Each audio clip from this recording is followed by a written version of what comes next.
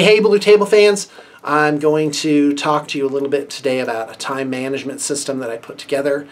It's very basic. I've been using it to great effect when I'm actually doing it. Like anything, it takes time to get into the habit of it.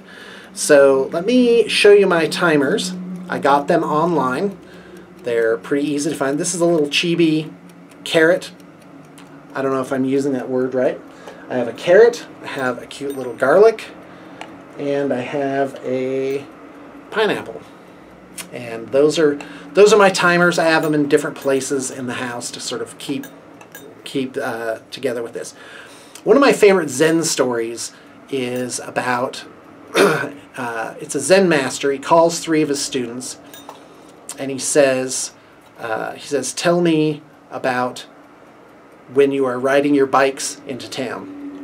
So the first student says, "When I'm riding my bike into town, I'm going there to get vegetables and supplies, and then I ride back to the temple.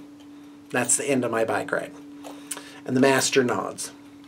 And the second student says, "When I'm riding my bike, I hear the tires on the ground.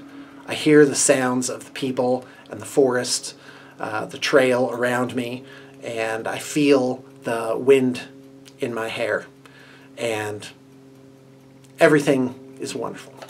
And the master nods. And then the third disciple says, "When I'm riding my bike, I am riding my bike." And my view on that is to be present in the moment and only do what it is that you're doing. So this time management system really speaks to that, and it's very simple. So here's what you do. First off, you wind up your timer, and for these, you got to go all the way to the maximum, 55 minutes, and then kind of wind it up until you don't hear the little clicking noise. Then it's wound. What I found is if you want 20 minutes and you only wind it to 20 minutes, it won't have the strength to buzz when it gets to 0.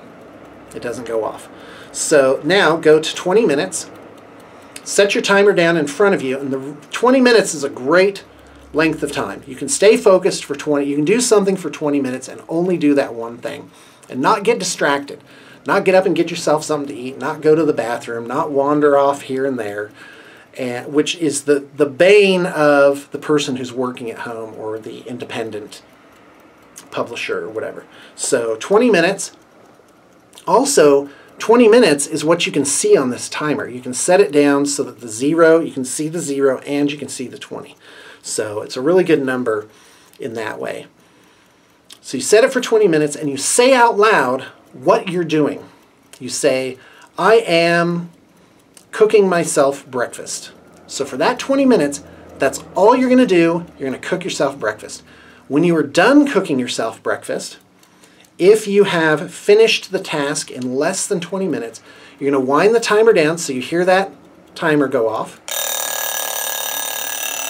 That's the sound of being successful in a task, not running out of time. Got to change that mental state about just that one item. It's a reward to hear that go off. Now, you wind the timer up again, and now you're hearing it click all the way to 55. And then you're going to wind it down and set it at 5 minutes.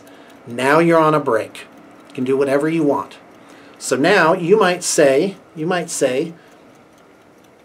5 minutes, whatever you want to do, I'm going to eat my breakfast. I'm going to play around on Facebook. I am going to go out on the front porch and take a breath of fresh air. Whatever it is that you're going to do, it's a break. I actually created like a little break area next to my working area, just in the other room, where I had some books and I had little snacky stuff to eat, and I went in, and I was surprised at how rejuvenated I could get in just 5 minutes and not worn down.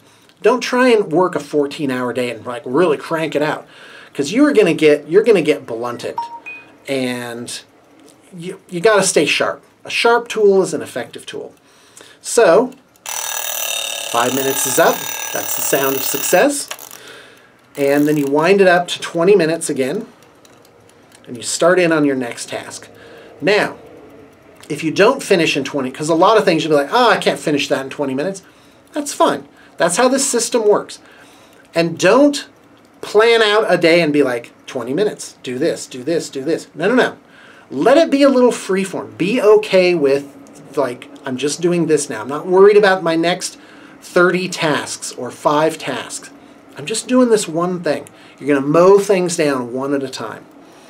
So, and we're talking not just about managing time, but we're talking about changing mindset. So crank it up to 20 again.